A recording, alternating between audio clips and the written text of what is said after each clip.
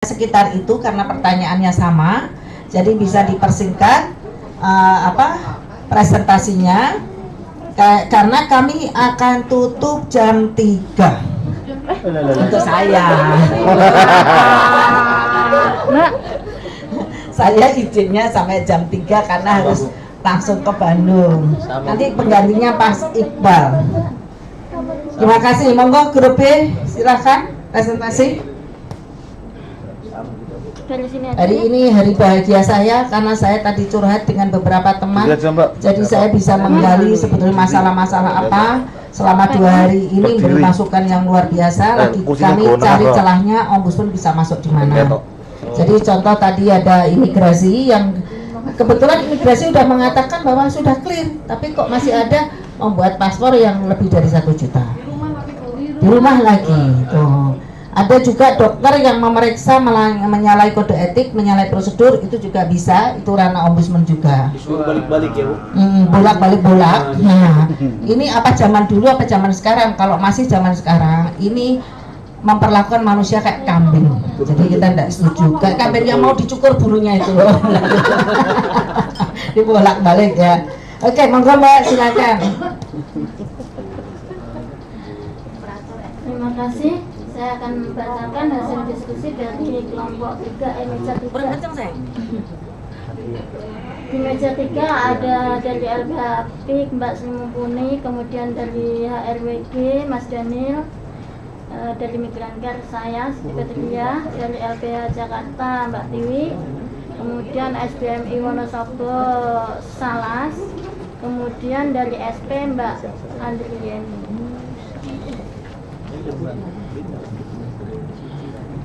Langsung jawabannya aja ya? Atau harus pertanyaannya baca sebentar. Apakah Anda mengikuti perkembangan proses revisi Undang-Undang Nomor 39 Tahun 2004? Jawabannya tentu saja. Kemudian nomor 2. Enggak, langsung dijawab. Nomor 1 apa jawabannya? Tentu saja. Oh, langsung ya. Tentu saja mengikuti. Yes. Iya. Iya. Karena saya lihat bertele-tele itu. Terus Mbak. Pertanyaan nomor 2, bagaimana pendapat Anda mengenai proses tersebut? Pertama, bertele-tele, kemudian perdebatannya tidak pada substansi, tetapi beberapa kali rapat hanya sampai judul, kemudian rapatnya tidak partisipatif, tidak terbuka pada masyarakat sipil, tidak serius, yang datang kadang anggotanya cuma 6 orang, kemudian dari pemerintah juga bukan direkturnya atau tapi stafnya aja kayak gitu. Kemudian berjalan sangat lambat, terkesan bermalas-malasan untuk membahas RU ini. Nomor 3, apakah Anda sudah membaca draft RUU PPILN yang tengah dibahas oleh pemerintah dan DPR? Sudah. Nomor 4, apakah Anda sudah mengetahui tentang posisi dasar Kemenlu terhadap draft RUU PPILN yang disusun oleh DPR? Ini pertanyaan sudah mengetahui ya. Mengetahui baru kemarin karena baru diinformasikan dalam FGD ini. Oke.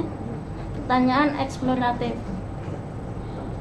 1. Menurut pendapat Anda, apakah undang-undang tersebut telah diterapkan secara utuh? Jika tidak, pasal-pasal mana saja yang belum diterapkan dan menyebabkan timbulnya permasalahan TKI?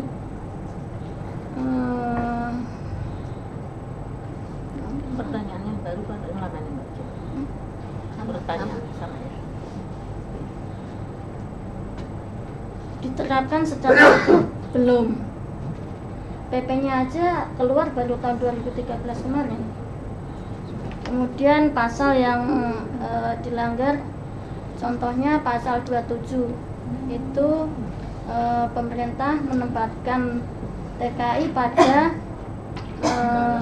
negara yang telah membuat perjanjian secara tertulis atau negara yang di situ ada hukum yang mengatur tentang PRT atau pekerja asing gitu.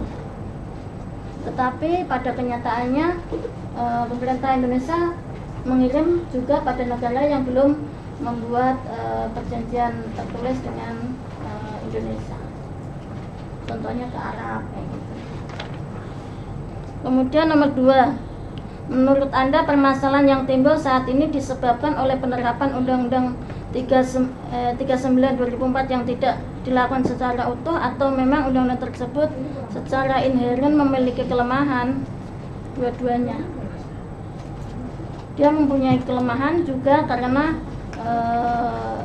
pemerintah juga melanggar pasal, contohnya pasal 27 tadi itu. Kemudian pertanyaan nomor 3, menurut pandangan Anda apa sebenarnya kelemahan Undang-Undang nomor 39 tahun 2004? Kelemahannya hanya 8 pasal dari 109 yang mengatur mengenai pelindungan, selebihnya mengenai penempatan, dan ini mencerminkan bahwa undang-undang ini adalah undang-undang untuk bisnis. Oke. Nomor 4, apa dampak kelemahan tersebut terhadap praktek penempatan dan pelindungan TKI di luar negeri? Dampaknya, 1, paradigma yang dimiliki oleh pemerintah masih komoditi ya, bukan perlindungan. Kemudian adanya dualisme. Kemudian fungsi pengawasan pemerintah pada pihak swasta tidak berjalan. Lalu saling lempar tanggung jawab antara instansi. Kemudian kinerja pemerintah sulit dikontrol. Oke. Pertanyaan nomor 5, bagaimana Anda menilai materi RUU PPLN yang disusun oleh DPR? Kalau yang disusun oleh DPR sebenarnya dia sudah ada konsideran Undang-Undang nomor 6 tahun 2012 tentang konvensi buruh migran itu dijadikan konsideran, tetapi oleh pemerintah itu dihapus. Kemudian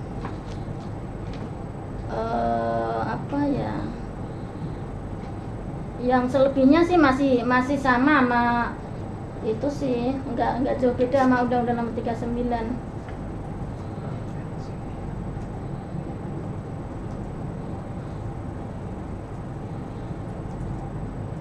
Ini ya.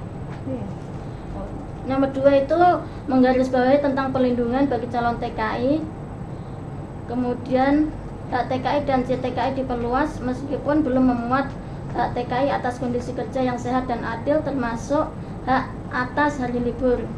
Lalu hak keluarga CTKI diakui meskipun belum menjamin hak keluarga TKI untuk berkomunikasi dengan CTKI. Kemudian peran pelindungan dikembalikan pada negara, tidak lagi pada swasta. Lalu minimalisasi biaya penempatan. Ini dia bilang maksimal 1 bulan gaji. Untuk domestic worker 0 katanya gitu kan. Kemudian sanksi yang lebih jelas dan tegas bagi para pelanggar termasuk pejabat negara. Ini nomor masih nomor yang sama. Tapi ini kelemahan nomor 5. Oh, ini kelemahannya. Iya.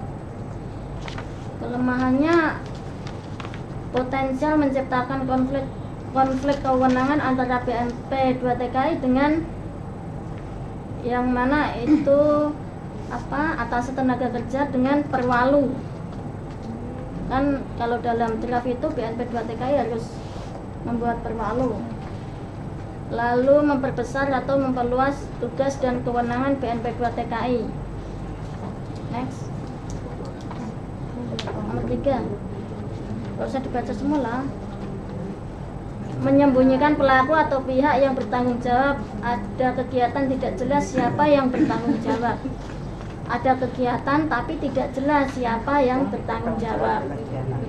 Ya. Nomor 4. Tidak mengatur siapa pihak yang melaksanakan dan bertanggung jawab atas kegiatan perekrutan. Next. Pemda disebut-sebut bertanggung jawab atas pendaftaran dan pendataan TKI yang lolos dalam perekrutan dan seleksi. Pertanyaannya, siapa yang tanggung jawab mendaftar calon TKI dan merekrutnya? P3ILN terkesan hanya memberangkatkan, sementara kegiatan pendaftaran, seleksi, perekrutan, pendaftaran, dan pendataan TKI yang lolos perekrutan dan seleksi menjadi tanggung jawab atau wewenang Pemda. Problem perekrutan adalah problem krusial dalam pelindungan TKI, tapi sayang justru RUU ini tidak banyak menyelesaikan persoalan. Belum ada upaya mendekatkan pelayanan pada para CTKI. Ini udah apa belum? 6. Pendidikan belum dianggap sebagai bagian penting dari pelindungan. Pendidikan diserahkan ke Pemda tingkat provinsi, tapi tidak jelas bagaimana dijalankan. Kemudian 7, dalam penjelasan dinyatakan bahwa P3ILN berperan sebagai pelaksana penempatan kecuali untuk pekerja sektor domestik, tetapi tidak ada satupun pasal yang mengatur tentang penempatan pekerja di sektor domestik. 8, tidak mengatur tentang mekanisme komplain dan gugatan, tidak memberi ruang bagi peran serta masyarakat. Nomor 9, membuat aturan yang sulit untuk dilaksanakan. Misalnya kewajiban P3ILN untuk membuat perwakilan di negara penerima dan sekaligus membuat cabang di daerah perekrutan. Kewajiban untuk mengurus dan mencari informasi soal kematian TKI oleh BNP2ILN dan lainnya. Udah ya? 10, belum jelas mekanisme dan sistem pengawasan yang hendak dibangun. 11, tidak mengatur larangan pejabat publik untuk terlibat dalam bisnis penempatan. 12, belum bicara soal kepentingan dan kerentanan perempuan, sensitif dan keadilan gender. 13, struktur dan pengaturan pasal-pasalnya kurang sistematis, menyulitkan pemahaman. 14, menciptakan istilah-istilah baru yang tidak efektif seperti P3ILN, PILN, dan lainnya yang dapat mengaturkan persoalan. Ini pertanyaan nomor berapa tadi ya? Ini masih ya? Itu penegasan aja. Oh, penegasannya Mbak. Tentang draft yang mungkin ini yang disusun oleh DPR.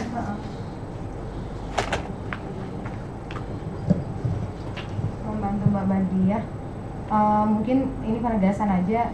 Harus diingetin bahwa pasal-pasal yang dirumuskan itu terdapat jutaan nasib dan bahkan nyawa TKI yang dipertaruhkan. Jadi jangan berkutat pada hal-hal teknis yang sebenarnya itu nggak substantif. Yang berikutnya, TKI harus diutamakan, bukan kepentingan mereka dalam tanda kutip seperti PPTKIS atau PJTKI dan yang lainnya. Nah, ini yang pertanyaan ke-6. Pertanyaan ke-6. Dapatkah RUU tersebut menjadi solusi bagi masalah-masalah yang selama ini timbul dalam proses penempatan dan pelindungan TKI? Belum dapat menjadi solusi karena belum ada kajian menyeluruh terhadap Undang-Undang Nomor 39 Tahun 2004, sehingga paradigmanya masih bisnis komoditas.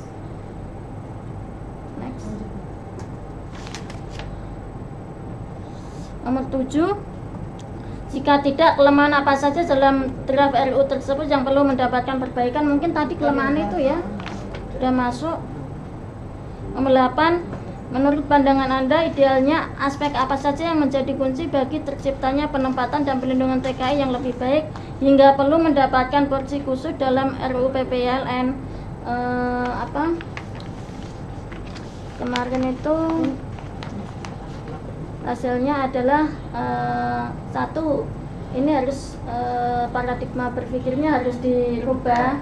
Kemudian pra penempatan yang menghormati hak asasi manusia, sensitif dan adil gender, serta berbasis pelindungan. Kemudian pendidikan, lalu pengawasan. Ini biar ada penekanan saja pada paradigma berpikir ini. Yang dimaksud adalah tadi seperti poin di pertama, apa kelemahannya, bahwa sampai detik ini paradigma berpikirnya masih buruh migran itu sebagai komoditas atau objek makanya nyebutnya masih penempatan, ditempatkan. Manusia itu kan tidak ditempatkan dan bukan barang yang dipindah-pindah, tapi negara tujuan, negara ya seperti itu. Jadi paradigma berpikir bahwa undang-undang ini diciptakan untuk melahirkan sebuah perlindungan pada manusia, gitu, bukan mengatur mengenai administrasi atau tata kelola keberangkatan buruh migran, begitu.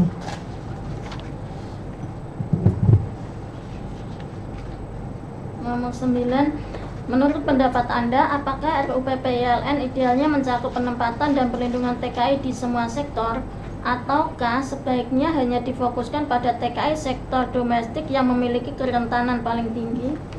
Idealnya mencakup perlindungan dan penempatan TKI di semua sektor, namun ada bab yang mengatur secara khusus mengenai sektor-sektor yang memiliki kerentanan paling tinggi seperti domestic worker, ABK, perkebunan, konstruksi, peternakan. Nomor 10, banyak kalangan berpendapat bahwa salah satu kelemahan Undang-Undang Nomor 39 adalah memberikan kewenangan atau tanggung jawab yang begitu besar kepada PPTKIS dalam masalah perlindungan TKI. Menurut pendapat Anda, sejauh mana seharusnya tanggung jawab pelaku penempatan swasta dalam masalah perlindungan TKI? Harusnya kalau menurut kita ya dia hanya sebatas travel agent aja, jadi ngurusin tiketnya gitu. Oke. Sama bisa. Ada ini yang kena paspornya yang ngurus katanya. Terus sendiri. Itu sendiri, karena itu sendiri ya. dokumen Pribadi. Ya, betul. Ini selama ini yang ngurus travel agent ya. PT. Selama ini yang ngurus PJTKI. PJTKI. 11. Bagaimana Anda menerjemahkan perlindungan pemerintah bagi para TKI di luar negeri? Dalam kondisi apa perlindungan tersebut mutlak diberikan? Dalam semua kondisi ya, harus ada perlindungan. Kemudian nomor 12, menurut pandangan Anda, peran apa yang dapat dilakukan atau diberikan kepada CSO dalam proses penempatan dan perlindungan TKI yang perlu dimuat dalam RUU PPLN? Pertama, monitoring, evaluasi, kemudian pendampingan, pemberdayaan juga, dan memberikan masukan dalam membuat kebijakan. Nomor 13, bagaimana pendapat Anda tentang KTKLN? Masih perlukah pemerintah RI mewajibkan TKI memiliki dokumen tersebut? Kalau menurut hasil diskusi ini masih ada dua pilihan. Tapi kalau asuransi ini tidak memberatkan atau menambah biaya gitu. KTKLN. Dan prosesnya harus transparan gitu. Tapi kalau menurut saya pribadi KTKLN itu nggak perlu karena dia nggak ada manfaatnya gitu. Saya pribadi. Silakan nambahin. Oh iya, perlu diketahui bahwa kelompok kami sepakat untuk tidak sepakat, dan itu bukan hal yang aneh, karena seperti saya bilang pasti ada pro kontra. Jadi memang kelompok kami sepakat sebenarnya dengan catatan, gitu. Jadi bukan sepakat murni ada KTKLN, sepakat dengan catatan apabila kedepannya KTKLN ini bisa diubah fungsinya. Seperti yang tadi juga sudah dikemukakan bahwa KTKLN ini harus mencakup perlindungan buruh migran dari keberangkatan sampai kepulangan. Dan KTKLN dijadikan single dokumen untuk buruh migran termasuk kartu asuransi, dan itu juga masuk di dalam. Dan nggak hanya itu tadi, banyak fungsi-fungsi lain yang tadi Mas Nur dari Migrant Care juga sudah menambahkan. Bahkan untuk dia periksa kesehatan, untuk mendaftar lagi ulang begitu ketika dia harus berangkat. Jadi kayak single kayak identity saja buat buruh migran, tapi ini harus berlaku juga di sistem perwalu yang ada di negara tujuan. Jangan kayak sekarang ini ke negara tujuan di sana juga KTKLN nggak berfungsi apapun, begitu. Jadi kayak dokumen tanda kutip kayak jadi sampah gitu kan. Nah tapi kedepannya kalau bisa difungsikan dengan baik ini masih bisa. Tapi kalau tidak, ya dihapuskan saja begitu. Nah terkait tadi penjelasannya bahwa KTKLN ini banyak menimbulkan proyek-proyek begitu ya. Kalau di pemerintah pengadaan barang, kartu 50M tadi dananya tahun 2013. Nah, menurut saya ini lebih kepada strategi sih, lebih mudah menghilangkan atau memfungsikan dengan sebaiknya begitu. Apakah dengan menghilangkan akan dijamin banyak pihak yang setuju gitu? Jangan sampai kita jadi kayak pahlawan kesiangan, teriak dihapuskan ternyata malah lebih banyak yang pasal yang lebih penting lainnya yang hilang begitu tadi kata Mas Nur. Jadi kita mesti lihat mana isu-isu prioritas yang harus kita perjuangkan. Mbak, silakan tambahin Mbak Salas. Ya, selain itu, kalaupun KTKLN itu ada, buruh migran itu membuatnya tidak di kota provinsi, tetapi di daerah kabupaten masing-masing, sehingga aksesnya lebih mudah dan dekat. Kalau sekarang ini kan semua ada di provinsi, yang itu biasanya kalau buruh migran itu kan memang kebanyakan dari desa-desa yang kabupatennya itu jauh sekali untuk akses ke kota provinsi. Bahkan waktu saya mendampingi pun ke Semarang itu kan butuh transportasi 6 jam. Dari habis subuh itu harus berangkat duluan ke sana, dan itu kan kita udah nggak ada alat transportasi lagi menuju kabupaten kami atau desa kami. Akhirnya mau nggak mau kita menginap, dan itu kan mengeluarkan biaya lagi. Berarti dihapus. Ya. Kalau memang tidak bisa, ya kalau memang tidak bisa hapus saja. Dan mungkin buat prosesnya ini bukan sesuatu jadi syarat ya, bukan syarat harusnya ke depannya. Tapi ini sesuatu yang diberikan oleh negara sebagai tanda oke, kamu layak berangkat, begitu. Jadi bukan syarat. Kalau sekarang kan syarat, nggak punya KTKLN nggak bisa berangkat begitu. Kalau ke depannya nggak begitu. Di catatan bukan syarat itu Mbak, di masukan catatannya bukan jadikan syarat. Karena kalau itu jadikan syarat, jadi multi tafsir, ada celah yang dijadikan peluang untuk mengkriminalkan migran. Iya, yang bahaya.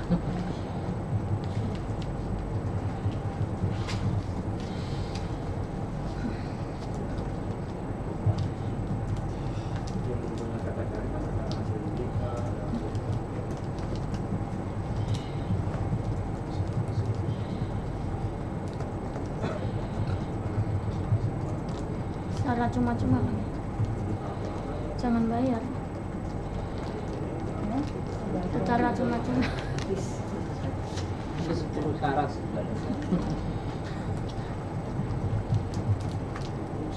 Jadi syarat.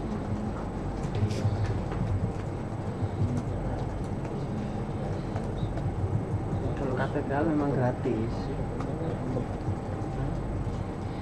Kartunya gratis, ngambilnya bayar. Enggak. Memang. Bukan. Dia ditempel sama prasyarat. Kalau KTKL memang gratis, tapi ada prasyaratnya. Karena asuransi premi kan dibayar, hasil medical dibayar, PAP juga dibayar. Jadi keenakan PT ilegal Bu. Dia nggak menjalankan BLK, nggak menjalankan asuransi, cukup beli KTKLN yang bodong. Berarti kalau begitu kita bilang saja proses dalam migrasi digratiskan, orang mau cari kerja Dihapus kalau bisa gitu. KTKLN. Enggak Pak, kok nggak nyambung antara permasalahan Ini jadi sama objek solusi? PNP2 TKI. Enggak lah, kalau tadi Bapak begitu masalahnya bahwa medical check up bayar, asuransi bayar, solusinya kemarin Pak Iqbal bilang orang cari kerja di dalam negeri aja gratis, kenapa Nggak, cari gini, di Mbak. luar negeri dibayar begitu kan? Maksud Berarti saya solusinya begini, adalah bahwa setiap proses dalam menuju migrasi itu digratiskan, itu baru solusi. Kalau KTKLN dihapuskan tapi yang lainnya prosesnya bayar, wah sama. Enggak, justru ada KTKLN banyak praktek-praktek oknum PT-PT ilegal. Itu Dia sangat berani bayar sempit di tentara Bu. melihatnya. Gini, Karena saya dia milih. sedikit, mungkin gini, kita tidak usah melihat pengalaman kemarin tentang KTKLN itu kan menjadi pembelajaran bagi kita semua. Nah, ke depan kita kan berharap terutama di Kemlu ini kan akan memperbaiki sistem. Kalau yang pengalaman kemarin terus akan dikaitkan dengan yang ke depan, kita nggak akan bisa berubah lebih baik.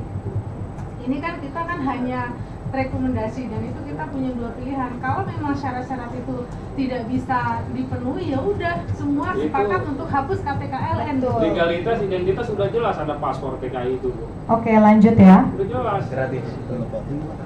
Bapak boleh tidak sepakat, silakan, itu hak Bapak. Lanjut Bagian Mbak. saya, Bu. Lanjut nomor 14. Apa pendapat Anda tentang skema asuransi TKI yang ada saat ini? Skemanya masih amburadul ya, masih apa? Masih Masih ada kecurangan dan iya lah. korupsi. Masih ada potensi untuk kecurangan dan korupsi, tidak transparan, tidak ada pilihan untuk memilih, tidak berdasarkan kepentingan terbaik untuk buruh migran. Oke, nomor 15. Bagaimana Anda menilai praktek tes kesehatan yang diberlakukan pada CTKI? Nomor yang 14 ini. Untuk yang asuransi, masukan dari kelompok kami mungkin belum sempat tercatat dalam diskusi. Nanti tolong dikoreksi kalau saya salah oleh anggota kelompok lainnya.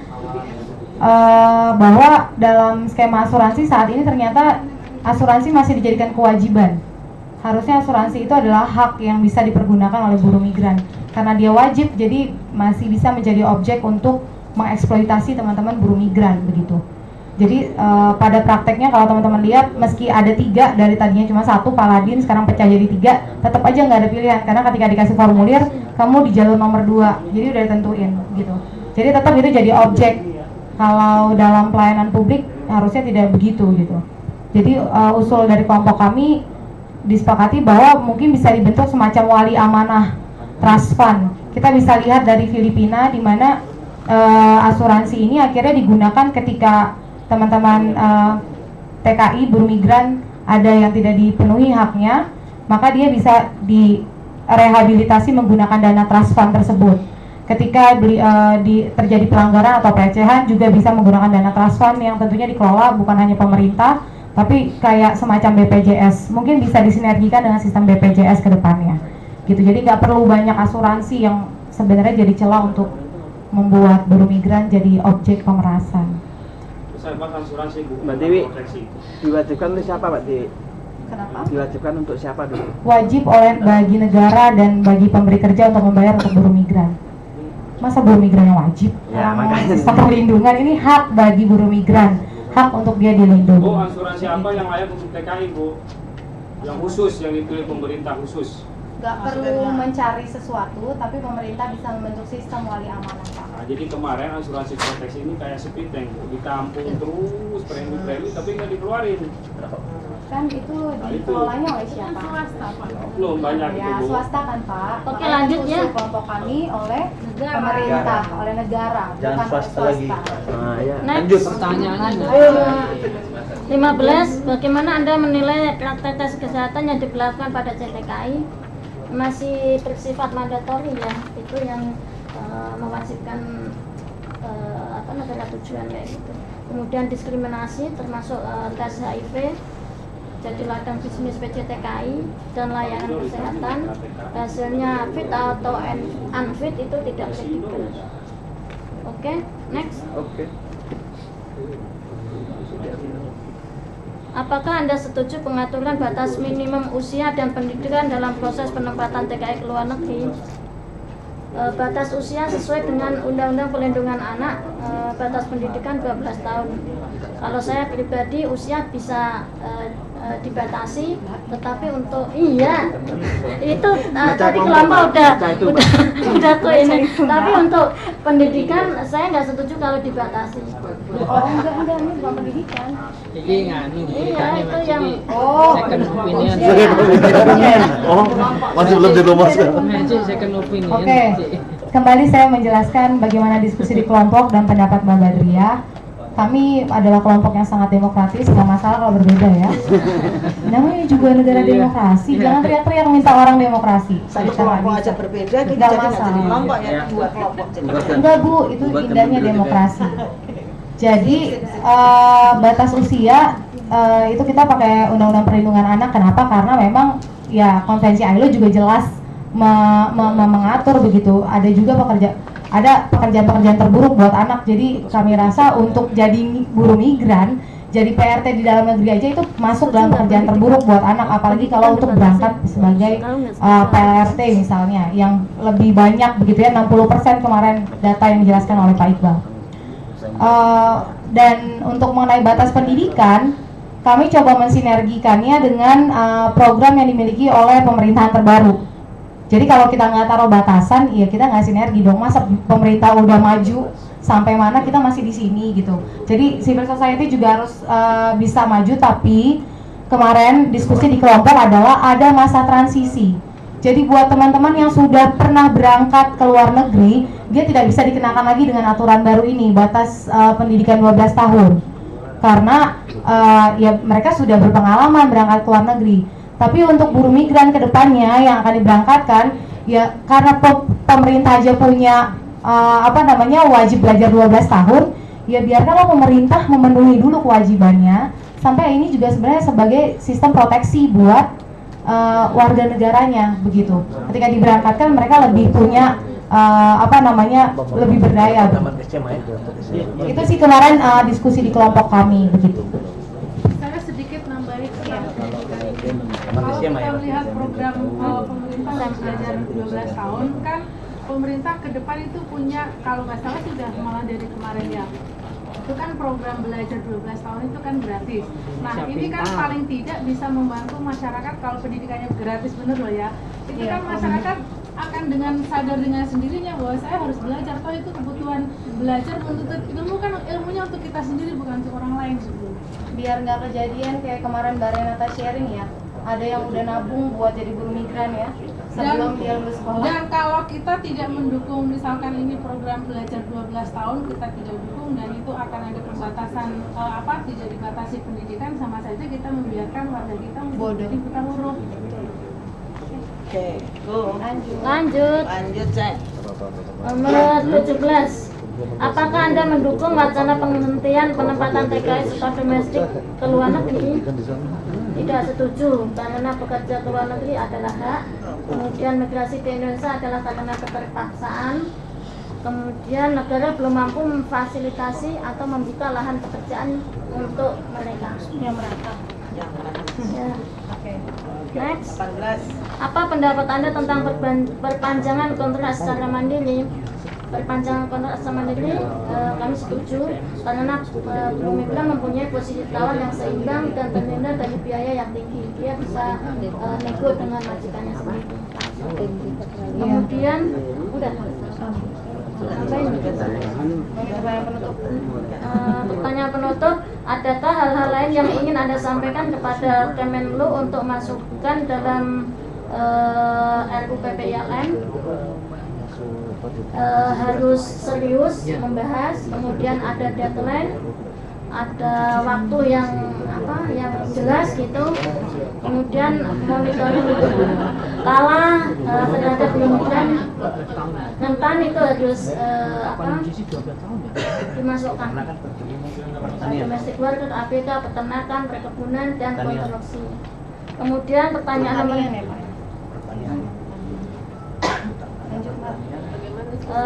nomor 2, bagaimana penilaian Anda terhadap kegiatan diskusi ini? Bagus. Perlu tindak lanjut. Sering-sering. Perlu tindak lanjut. Yang penting materi itu disiapkan. Kemarin kita perlu draft RUU-nya itu terlambat ngasih ya. Kemudian pertanyaan ini harusnya dikasih sebelum datang, jadi kita bisa menyiapkan jawabannya. Mungkin jawabannya kalau ini kirim duluan lebih bagus jawabannya. Terima kasih. Baik, ada tambahan dari anggota kelompok lainnya untuk paparan kelompok kita. Silahkan.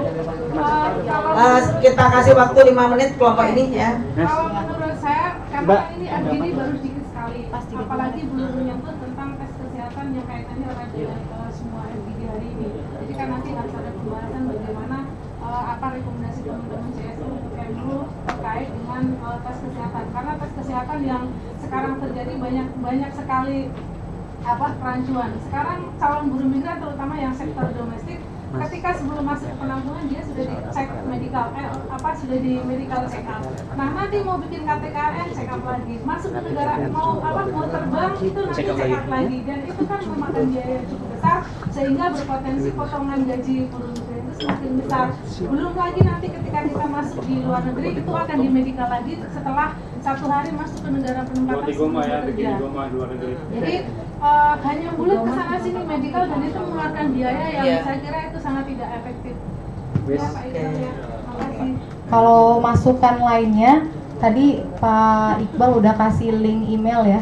Jadi ada beberapa dokumen yang sebenarnya kita udah siapkan secara lebih komprehensif mengenai catatan kritis untuk 39/2004, lalu tentang masukan untuk RUU PPILN dan juga jalur job order yang kemarin dijelasin sama Pak siapa tuh namanya, Pak Dedi ya. sebenarnya kita udah buat dari lama jalur job order supaya akhirnya bisa mengcover sistem proteksi begitu. Ini nanti semua akan kami email kepada Kemlu. Thank you. Sudah nggak ada, kalau gitu selanjutnya saja. Tadi yang disampaikan masukan-masukannya sudah dicatat oleh kami. Di antaranya tadi bahwa ada pasal-pasal yang jangan sampai TKI itu dibuat bisnis. Kemudian juga ada juga masukan lagi bahwa kita itu harus merubah paradigma. Ini paradigma harus dua-dua, tidak bisa paradigma yang ngatur, tapi paradigma yang berangkat juga udah berubah. Karena seringnya ini paradigma yang berangkat itu cuma kebayang gajinya, tidak kebayang resikonya. Jadi dua-duanya juga harus berubah. Kemudian tadi ada lagi apa nih, KTLN, KTKLN ini enaknya diapakan. Nah, nanti kita lihat dua-duanya banyak manfaat atau mudarat ini ya. Karena saya lihat oknumnya ini apakah ini proyek ataukah ini adalah mempermudah TKI supaya identitas dan datanya itu ada database. Nanti kita coba kita analisa juga. Silakan Mbak, siapkan yang berikutnya. Terus kalau asuransi tadi ini perlu disepakati apakah asuransi dibayar yang ketempatan atau user ataukah oleh negara ataukah yang bayar TKI-nya. Nah, ini nanti kita rangkum siapa emang sebaiknya negara. Banyak user, user yang pakai kok ya. Ya, pokoknya enaknya apa ini? Semuanya ya. Mungkin ada tanggapan dari kelompok lain sambil menunggu presentasi? Ada. Ada, monggo. Oke, terima kasih untuk teman-teman yang sudah presentasi. Satu yang paling mendasar sebenarnya soal KTKLN ini kita tegas saja. Ini nggak perlu takut kemudian jadi pahlawan kesiangan karena ini musuhnya sudah banyak. Kemenlu jelas di posisi kemudian tidak bersepakat dengan ini karena KBRI di Malaysia saja sudah membuat banner besar tidak melayani pembuatan KTKLN dan mesin pembuatan KTKLN pun hanya ada di satu perwakilan RI di luar negeri, di Dubai ya Pak? Hongkong sudah tahun ini ada Hongkong. Tahun kemarin ya ada Hongkong. Dulu Hongkong dikelola oleh organisasi buruh migran. Terus di Kemenaker, di Kementerian Tenaga Kerja juga tidak bersepakat dengan ini. Sehingga pada peraturan menteri tentang perpanjangan teman-teman yang cuti itu tidak dimasukkan item KTKLN sebagai prasyarat. Ini kemudian teman-teman BNP marah. Lalu mungkin masih ada kementerian lain di imigrasi juga sebel sama ini. Jadi kira-kira ini sudah jadi musuh bersama. Kalau kemudian ini dijadikan rekomendasi, mending kita tegas saja. Kalaupun kemudian ada skema pendekatan pelayanan basisnya teknologi apa yang kemudian ini mungkin namanya apalah, nanti mungkin service jenisnya yang lain. Kalau masih ada memori soal KTKLN ini, ada memori trauma yang berkepanjangan ini di kawan-kawan juga di birokrasi yang lain juga. Nah itu jadi saya pikir nanti kita nggak perlu takut. Ini harus tegas saja, nggak perlu takut untuk kemudian ini nanti jadi pahlawan kesiangan atau apa, karena ini musuhnya banyak dari pemerintahan, dari teman-teman PJTKI juga nggak senang, sebel juga sama ini produk. Jadi sudah dikeroyok banyak pihak sebenarnya ini. Itu pertama. Yang kedua soal pendidikan formal ya, pendidikan ya soal pendidikan kemudian 12 tahun. Nah ini ketika tetap dipaksakan, kita akan mengingkari fakta lapangan. Bagaimana kemudian target pemerintah pendidikan 12 tahun ini tidak bisa terimplementasikan merata di Indonesia. Kawan-kawan di NTT kemudian bisa di timur kemudian mengakses pendidikannya seperti apa. Kemudian kalau ini dijadikan prasyarat menghalangi hak dasar yang dilindungi oleh Undang-Undang Dasar untuk bekerja, ini juga akan jadi persoalan. Target MDGs itu tidak terpenuhi. Besok sudah habis ini MDGs di 2015 ini. 2015 sudah habis nih. Ya, ada pendidikan pendidikan yang harus merata ya, pendidikan formal. Tapi bayangan kami bukan pada pendidikan formalnya. mau dia hanya lulusan SD atau tidak lulus SD, pengetahuan dan skill, ilmunya, substansinya yang ini menjadi prasyarat nanti ketika ada badan sertifikasinya juga tegas. Ini bukan menjadi persoalan. Jadi bukan pendidikan formal, dia harus sekolah sama SMA. Kan 12 tahun itu SMA ya? Sekolah 12 tahun sama SMA. Karena faktanya akses atas pendidikan ini belum merata di Indonesia ini. Jadi akan ada kedoliman negara untuk apa ya? Menutup akses orang bekerja hanya karena dia tidak memiliki akses pendidikan. Nah, di soal ini kami kemudian bersepakat dengan putusan MK. MK kan sudah memutus ini secara konstitusi ya berhak. Dan keputusan MK saya pikir tetap dia kan pernah digugat sama di judicial review sama PJTKI menang dan PJTKI menang mengenai batas pendidikan usia bukan ya? Dulu SMP ada dibunyi untuk ya. Sekarang sudah tidak ada. Nah itu yang menjadi substansi dan kami tunduk karena ini kami menganggap bahwa MK ya yang inilah keputusan yang mengikat ya secara konstitusi. Oke, itu saja responnya. Nanggepin sebentar.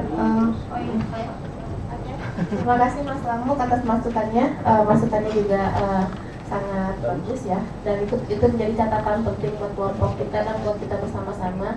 Tapi kemudian dua hal tadi mengenai KTKLN dan mengenai pendidikan ya, batas minimal pendidikan ketika berdiskusi kelompok kami itu menekankan pada kepentingan terbaik buat buruh migran. Tapi itu sebenarnya bukan menjadi aturan atau menjadi larangan buat buruh migran, tapi bagaimana meningkatkan proteksi atau perlindungan kepada kaum buruh migran yang keberatan. Karena pengalaman pribadi, pengalaman penanganan kasus di kelompok kami, ada malahan buruh migran yang ketika berangkat ke luar negeri itu tidak bisa baca tulis. Sehingga ketika tanda tangan PK, mereka kemudian tidak tahu isi PK itu bagaimana. Jadi bagaimana kawan-kawan buruh migran kemudian mengetahui mengenai hak dan kewajibannya, lalu kemudian kawan-kawan tidak bisa baca tulis. Nah, maksudnya Mas Lamuk, kita ini sama-sama berdiskusi di sini buat kepentingan terbaik buat buruh migran. Nah, kalau batas usia pendidikan memang itu akan menjadi diskusi yang berkepanjangan, tetapi kemudian kita kemudian mensinergikan dengan program pemerintah yang sekarang nih. Bagaimana kemudian 12 tahun kita juga bersama-sama untuk mendorong itu terjadi. Dan kalaupun kemudian itu terlalu lama, sebenarnya kan di sini ada paket A, ada paket B, ada paket C. Dan kemudian juga ada masa transisi yang bukan harus kita lakukan sekarang, tapi ya itu adalah harapan kita sebenarnya. Dan yang kedua itu mengenai KTKLN. Ya, Mas Lamuk juga, LBH Jakarta juga, SP juga, SBMI juga, hampir semua kita di sini pernah kemudian mendampingi kasus KTKLN, dan kemudian kita tahu juga bagaimana rumitnya mengenai sebuah kartu ini. Tapi kalau kemudian kita menekankan itu pada kepentingan terbaik buat buruh migran, fungsi dari kartu itu apa? Apakah itu namanya nanti KTKLN, apakah itu KTPA atau KTPB? Tapi kalau itu nanti fungsinya memberikan kepentingan terbaik buat buruh migran dalam hal perlindungan, dan itu akan dibawa kemana saja, itu akan menjadi identitas, itu adalah harapan kita bersama. Jadi memang kelompok kita tadi ada dua opsi. KTKLN boleh kalau kemudian fungsinya itu benar-benar buat memberikan perlindungan kepada buruh migran, prosesnya tidak berbelit-belit, tidak ada biaya tambahan. Tapi kalau kemudian itu tidak bisa, kemudian KTKLN itu dihapus. Tetapi kalaupun apapun namanya nanti, kita memang perlu berdasarkan pengalaman perampingan kasus ya, kita perlu identitas yang kemudian dimiliki oleh kaum buruh migran terlepas dari paspor dan PK. Karena paspor dan PK itu kebanyakan ditahan oleh majikan, oleh agen. Tapi kemudian memang kartu yang kemudian bisa dilacak nih secara database online, nomornya adalah A sekian sekian sekian.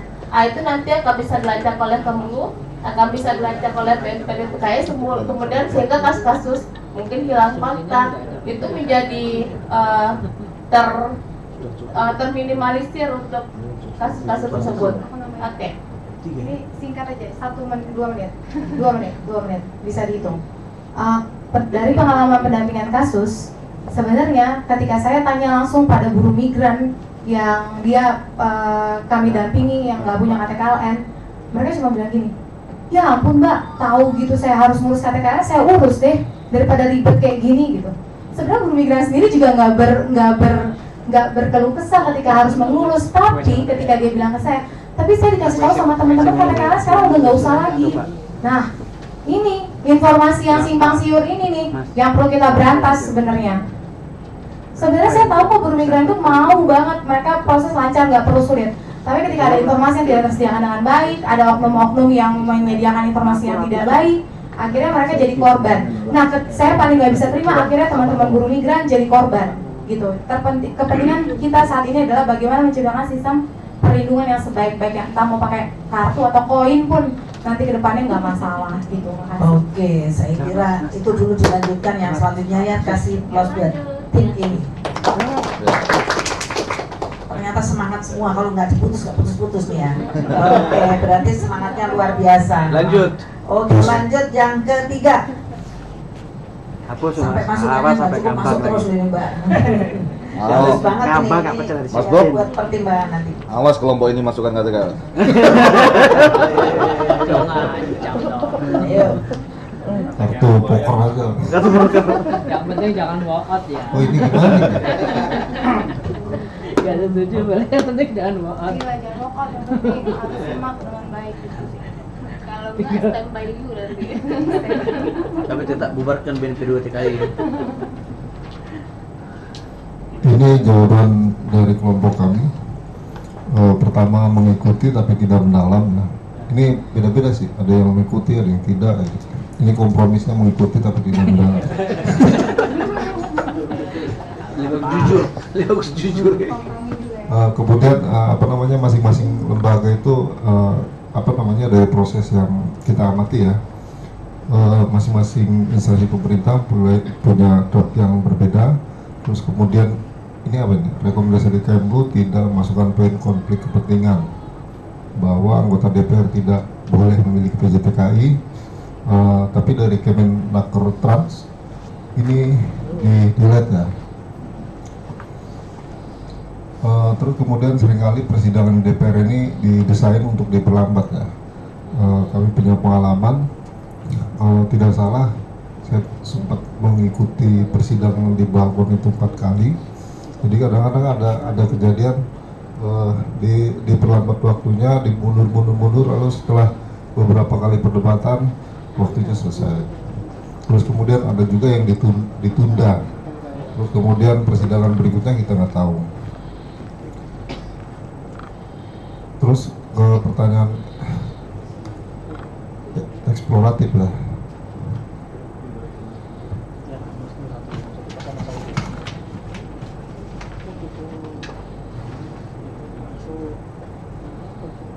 Tolong diisi.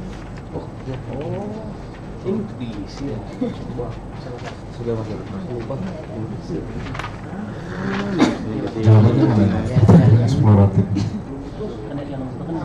Pertanyaannya dibaca dulu baru jawabannya supaya bisa. Oke.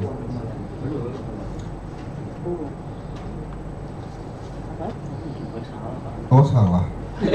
Yang bukan salah tadi semua. Oke. Terus bingung kita.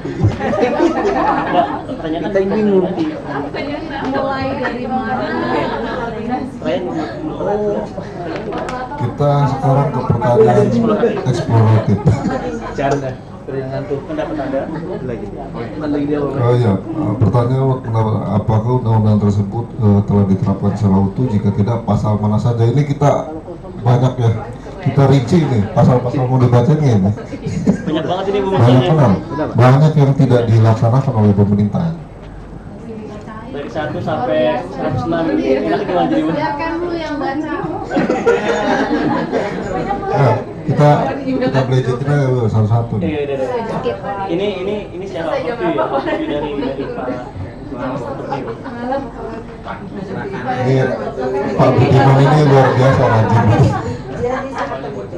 Oke. Oh ini yang saran untuk tim ini, yang ke bawah, Nah itu dia tuh. Nah, pasal 2 misalnya tidak demokratis, tidak berkeadilan sosial, tidak berperspektif gender, terjadi diskriminasi serta perdagangan manusia.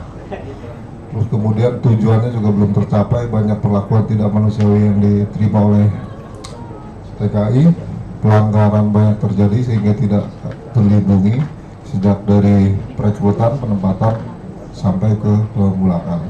Kesejahteraan juga belum terjamin, belum ada sistem yang menjamin ke perlindungan yang mengarah pada kesejahteraan. Kemudian perekrutan dan penempatan banyak dilakukan oleh perorangan, biasanya karena ada kedekatan antara perekrut dengan tenaga kerja baru.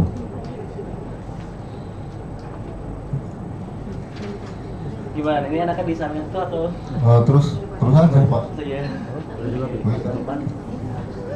Kemudian di pasal 5 ya, pasal 5 juga belum berjalan maksimal, banyak pelanggaran, tumpang tindih pelaksana dan lembaga pemerintah, tumpang tindih pelaksana atau lembaga pemerintah. Terus yang pasal 5B-nya apa ya? Gini ya bunyinya.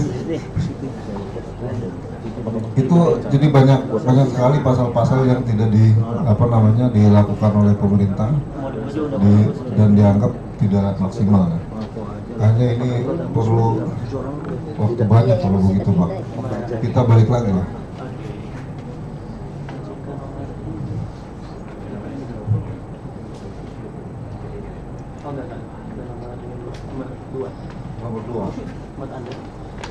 Nomor 2 keduanya masih bermasalah. Undang-undangnya memiliki kelemahan dan tidak dijalankan dengan konsisten karena pelaksana undang-undang masih jauh dari kapasitas standar seorang penyelenggara negara. Ini ditujukan ke penyelenggara negaranya. Terus kemudian pertanyaan ketiga, menurut pandangan Anda apa sebenarnya kelemahan undang-undang? Keterlibatan pemerintah lokal masih rendah, terutama bupati, kepala daerah, kepala desa ya. Terus kemudian Undang-Undang 39 ini masih sangat sentralistik, semuanya diurusin pusat. Tidak ada pembagian kewenangan yang jelas antara pusat dengan daerah, dengan desa juga. Kemudian standar perumus dan implementator kebijakan tidak sesuai dengan kapasitas standar. Misalnya DPR yang merumuskan ya, masih terlalu mindsetnya ini lebih berpihak pada para pengusaha, begitupun dengan implementatornya, misalnya BNP 2 TKI-nya, terus kemudian Nakrutrannya, atau Kemlunya, ini masih tidak sesuai dengan kapasitas standar. Kemudian yang selanjutnya adalah terlalu private minded. Terus political rente antara anggota DPR yang memiliki PJTK. Ada berapa orang itu Pak? Ada 6 orang ya? Kemudian operasionalisasi perlindungan sebagai turunan dari undang-undang juga tidak dilakukan. Terus kemudian banyak tumpang tindih, overlapping antara Kemlu, BNP 2 TKI, Kemenakertran dan Kementerian Perhubungan.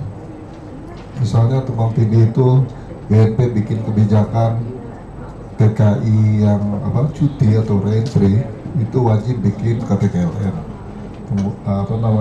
Nakertran bilang tidak usah bikin KTKLN. Ribut.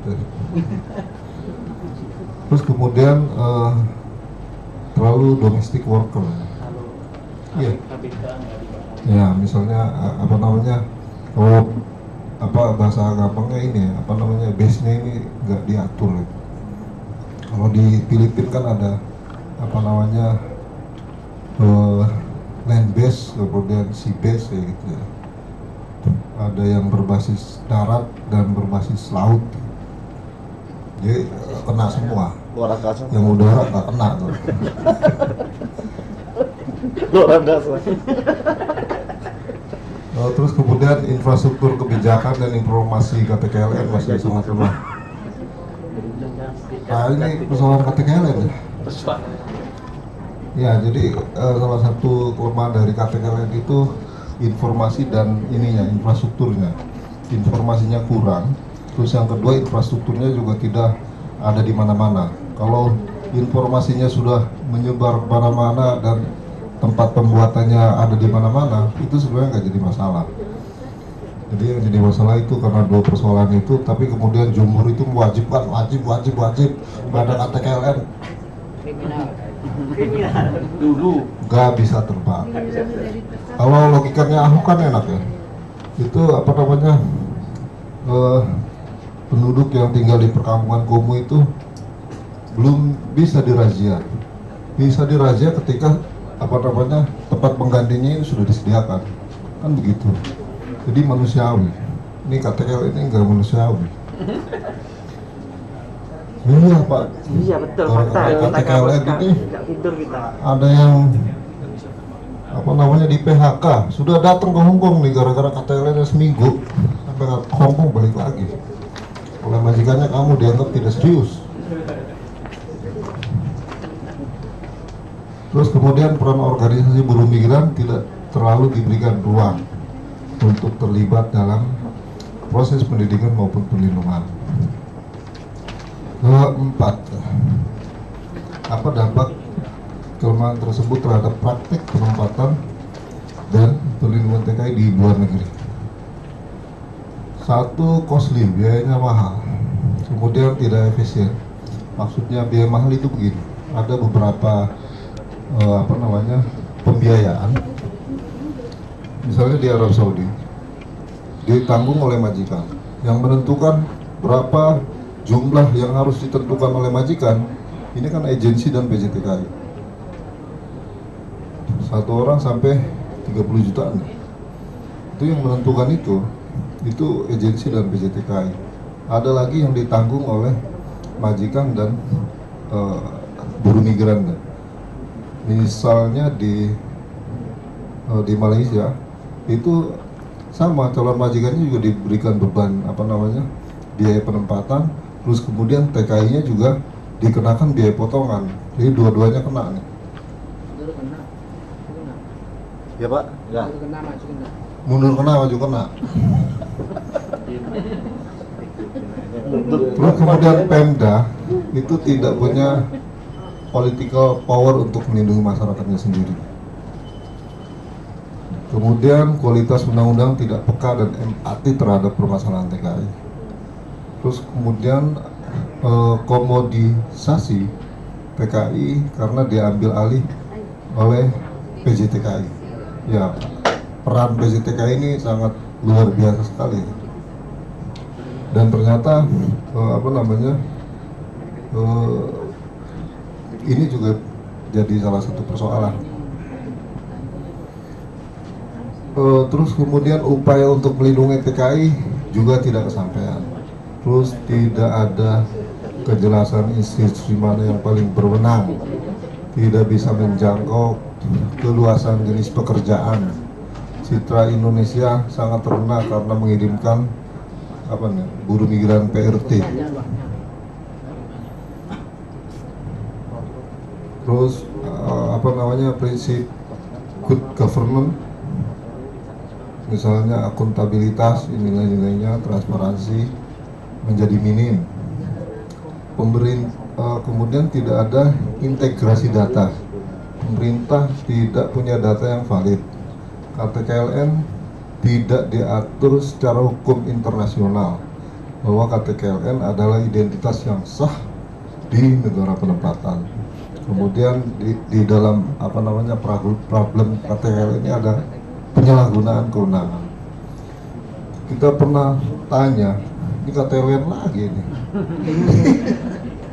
Kita pernah tanya kepada Kemenkumham, apakah KTKLN itu dokumen imigrasi atau bukan? Jawabannya itu ternyata bukan. Nah, kalau KTKLN bukan dokumen imigrasi, kenapa mau terbang saja ditanya KTKLN? Bahkan yang nanya ada juga maskapai, kok maskapai nanya KTKLN, maskapai nanya tiket, harusnya kan begitu. Ini ada tiketnya nih, kita udah beli tiket. Terus Kita langsung ke 13 ini. 13 itu apa? KTKLN lagi Pak. Hapus Pak. Enggak. Berdeli ya. Itu nggak apa-apa ini.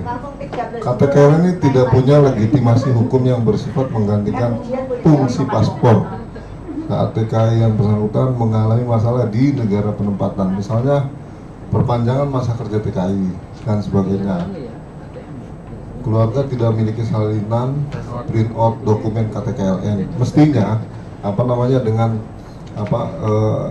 Sisko TKLN itu keluarga itu dikasih tahu, ini print outnya kan ada data 47 item kayak gitu ya di dalamnya. Mestinya keluarga juga mempunyai hak untuk mengetahui itu, karena masih banyak kasus-kasus misalnya perjanjian kerja, kopi dokumen itu tidak diberikan kepada keluarga, sehingga keluarga tidak tahu dokumen apa-apa. Nah, harusnya ini juga bisa diakses oleh keluarga. Hapus enggak jadinya? Hapus aja. Nah, kemarin itu ini ketika diskusi dengan Pak Edi, kata Pak Edi bagusnya emang dihapus. Pak Edi siapa itu? Diva. Oh, Pak Edi Diva. Kecuali ada syarat, jadi menerima tapi bersyarat. Syaratnya banyak, sama berarti? Lebih dari 10.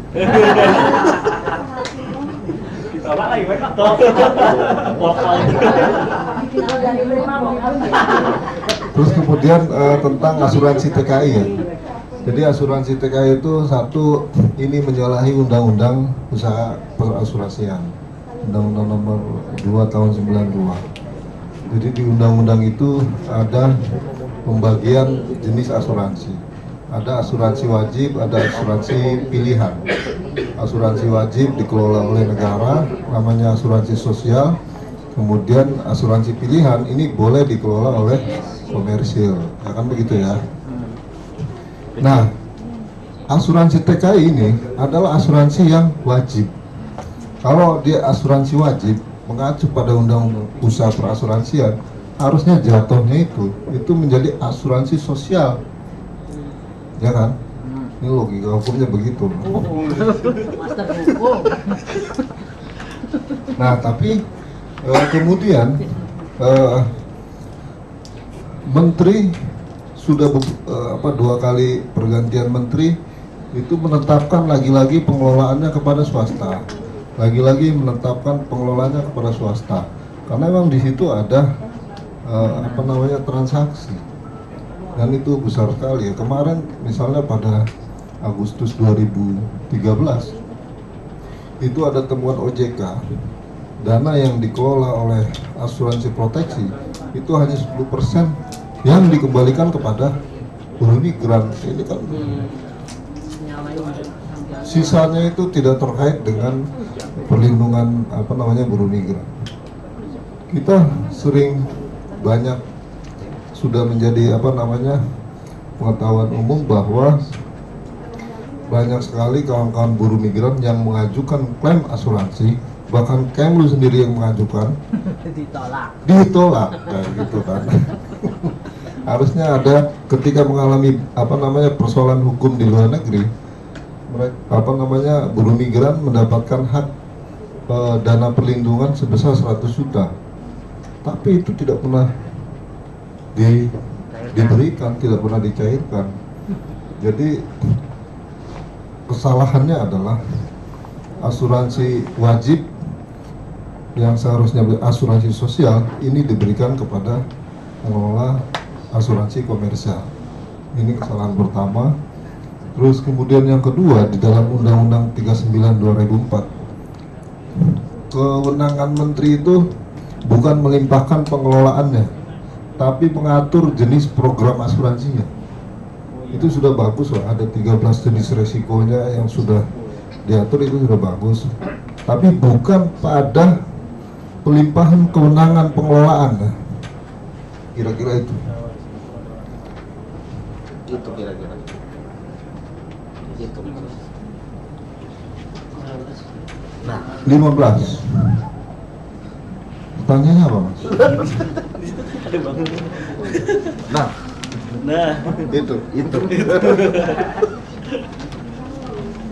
Gimana Anda menilai kesehatan? Bagaimana Anda menilai praktek tes kesehatan yang diberlakukan pada calon TKI? Ini penilaian kami ini adalah bisnis rente ya. Nilai apa C? PJTKI dari negara yang bersangkutan dengan klinik-klinik tertentu. Terus kemudian juga ada tumpang tindih peraturan bagi mereka yang ingin tes kesehatan untuk memperpanjang masa kerja. Nah ini yang terkait dengan apa namanya tata cara perpanjangan bagi pekerja perseorangan lah. Jadi menurut peraturan menterinya itu tidak diatur tes kesehatan. Ini peraturan menteri nomor 4 tahun 2012 ya. Itu tidak mengatur lagi kesehatan bagi yang memperpanjang kerja atau cuti. Tapi oleh BNP 2 TKI wajib itu. Dan harus bayar 125.000. Padahal cuma tes darah sama tes urin. Urinnya kok? Hah? Urinnya ya. Tes urin. Dia nggak ngatur aja. Nah, jadi ini kan membingungkan ya, membingungkan buruh migran ini yang sebenarnya aturan yang benernya ini yang mana?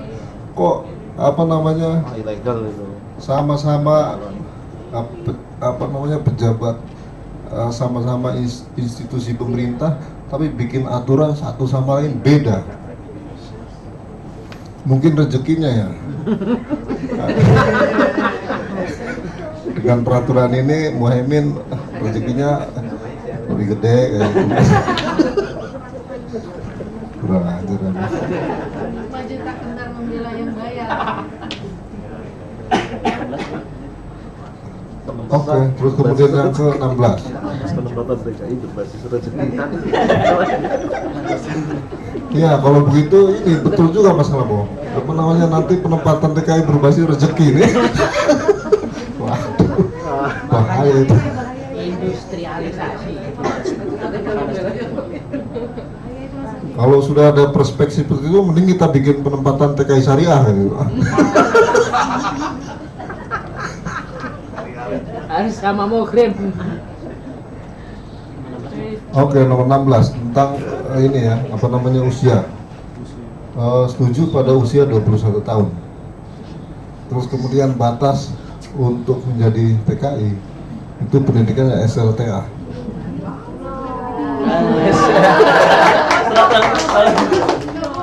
Bentar dulu kan. Bang, baca lengkap dulu bang, baca lengkap. Ya, kan boleh berbeda, Pak.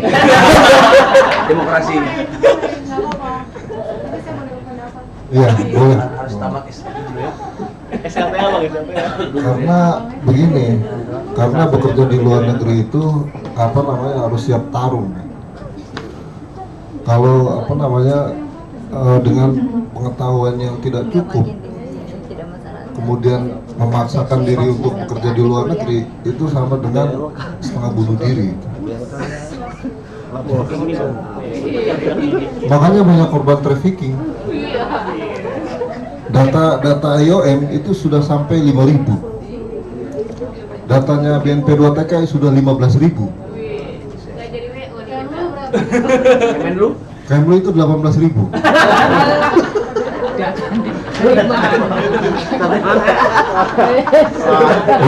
Ini kebohongan. Kalau perspektif human trafficking, mereka yang tidak dibayar kayak gitu itu korban eksploitasi, Pak. Yang bermasalah 70% itu data resmi ya. Ya, Trafficking semua. trafficking semua itu 18.000. Tapi kan ada gini bang, lanjut ini. Ya. Nah, ini. Kalau yang cuma dari pesantren nggak bisa kerja ya? Kitab kuning. Ada tambahannya Pak, ini baru tambahin nih. Harus SMA ya? Sederajat. Beli. Terus kemudian ini apa namanya? Untuk yang tidak memiliki kualifikasi pendidikan sebagaimana dimaksud di atas, mesti memenuhi, nah ini nih tambahannya nih, mesti memenuhi kualifikasi kelulusan BLKLN. Itu yang sampai tingkat skillnya, baik keterampilan ataupun penguasaan bahasanya itu sama dengan orang yang sudah lulus SMA atau sederajat. Jadi nggak harus formal. Pesantren bisa masuk berarti? Pesantren bisa lah. Pesantren itu dari dulu memperjuangkan RI. Oh begitu suka. Ini kelebihan ini. Belajar paket A nggak bisa ya. Bubarkan band kedua tidak. Paket A nggak bisa. Ya Pak? Yang masih sekolah paket B A nggak bisa. Bisa Pak. Yang penting kualifikasinya sama dengan paket C. Nah, Masih sekolah paket B kok. masih sekolah paket B nggak apa-apa. Yang penting kualifikasinya paket C. Dilanjutkan ke paket C. Gini Mas Bobi, kalau belum lulus berarti ada persyaratan nanti di luar negeri kan KJRI KBRI buka sekolah paket C. Boleh berarti ya. Boleh. Pokoknya yang terkait dengan pendidikan itu kita dukung. Kan sekarang di Hongkong aja ada. Di Hongkong kan sekarang ada. Di Taiwan juga ada sekolah paket B sama C. Oh itu bagus. Dukung. Bubarkan band kedua tidak. Ayo orangnya apa nih? Putusannya aduh banget. Berarti yang masih sekolah paket C. Next, ada nextnya nggak? Ada. Oke. Saya nomor 17. Nomor 17. Apakah Anda mendukung wacana penghentian penempatan TKI sektor domestik ke luar negeri? Jawabannya adalah PRT adalah skilled domestic worker. Jadi pekerjaan rumah tangga itu pekerjaan skill. Jadi harus dilindungi. Yang tidak melindungi kan itu. Yang tidak melindungi kan ini instrumen yang dibikin oleh negara. Misalnya ILO saja sudah mendorong decent worker. Kok kita sampai saat ini belum meratifikasi itu. Dengan cara bagaimana pemerintah Indonesia membuat kategorisasi negara tujuan dengan 3 level berbeda. Ada zona merah, ada zona kuning, ada zona hijau. Biru nggak ada nih. Ini kayak lampu merah. Di Jogja nggak ada lampu merah, adanya Bangjo.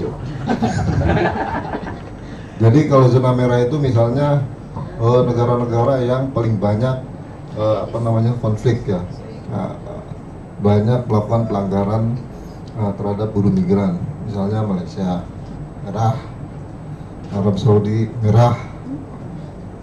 Nah, ada zona kuning. Zona kuning ini mana misalnya? Lupa. Nah, kalau yang zona hijau ini yang aman-aman ya gitu kan. Misalnya kayak di Hong Kong ya, sudah punya undang-undang yang mengatur tentang perlindungan pekerja asing ya gitu. Politis tuh. Politis apa ya? Penggunaan warna itu nggak boleh politis. Oh. Yang merah nggak boleh.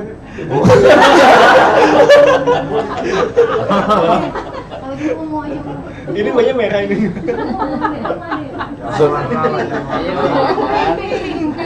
Ini sebenarnya nggak politis Pak. Ini Tafsiran terhadap ini politis. apalagi biru kan. Jadi makanya di sini nggak ada Pak. Demokrat nggak ada. Demokrat nggak ada. Nomor 18. Apa pendapat Anda tentang perpanjangan kontrak secara mandiri? Jawabannya adalah karena dengan begitu TKI tidak terjerat oleh BJTKI untuk memeras dengan biaya lebih, jadi setuju. Terus pemerintah harus memfasilitasi secara komprehensif mulai dari hukum, perlindungan, keluarga dan sebagainya, sehingga pemerintah bisa mengambil perannya PJTKI. Nah, 19 Nah, Kita setuju lah dengan itu ya. Kalau bisa kebijakan KJRI Hong Kong tentang data online yang sehingga itu tidak memperbolehkan kawan-kawan buruh migran di sana pindah agensi itu dihapuskan. Dan begitu tingkat persaingan antara agensi itu juga bisa berjalan ya.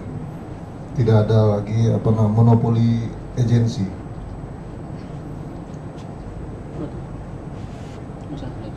Penutup, adakah hal-hal lain yang ini Anda sampaikan kepada Kementerian Luar Negeri untuk menjadi masukan dalam revisi Undang-Undang 39?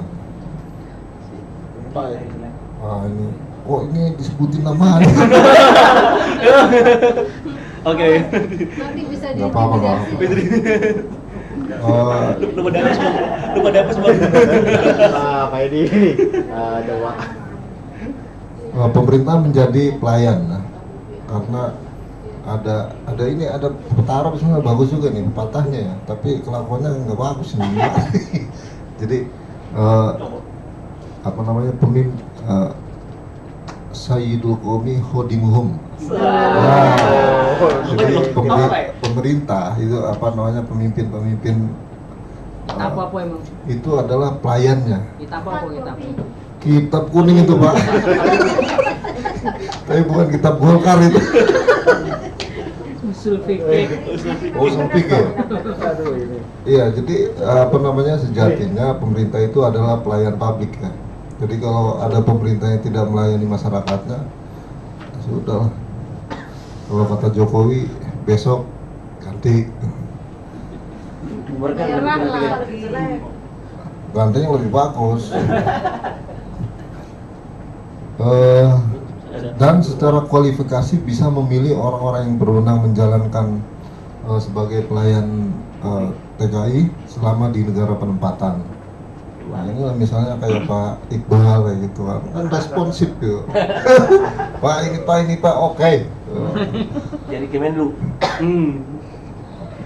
Kemudian bentuk pelayan terus misalnya ada atas perburuan di setiap negara penempatan. Ini atas perburuan nggak mesti ditunjuk oleh Nakotan loh Pak. Ya kalau memang lebih mengerti tentang negara penempatannya, kenapa dia tidak ditunjukkan begitu? Lebih memberikan akses kepada LSM buruh migran di luar negeri untuk berperan terlibat dalam persoalan-persoalan TKI. Jadi pada kenyataannya begini, banyak sekali persoalan-persoalan yang karena kita frustasi ya melaporkan kepada penyelenggara negara, tapi begitu lambat begitu. Ternyata begitu kita kontak kawan-kawan yang di sana, mereka itu lebih gesit gitu. Wah. Dan itu bisa diselesaikan ya. Maka penting bagi pemerintah untuk membuka cara berpikirnya. Ini adalah kelompok-kelompok buruh migran di luar negeri ini menjadi mitra kayak gitu kan. LSM apa serikatnya? Serikat dan NGO-nya. Serikat dulu Pak, LSM belakangan. Iya betul. Betul. Tapi nggak apa-apa. Mohon maaf nih, Migran Institute. Salah ketik gimana salah ketik? Serikat kalau kerjanya LSM, kerjanya LSM. Kemudian ini keseimbangan antara pemahaman gender pria dan wanita di shelter ini harus seimbang. Ini betul sekali nih ya. Perspektif gender itu penting ditanamkan bagi pemerintah ya, bagi pelaksana yang terkait dengan buruh migran. Karena dengan itu akan terbangun empati ya. Kemudian juga memiliki kapasitas untuk melakukan advokasi terhadap kasus-kasus buruh migran. Perlindungan lah intinya. Kemudian juga pemerintah memfasilitasi komunitas TKI di masing-masing negara. Ini komunitas saya ini serikat buruh migrannya lah.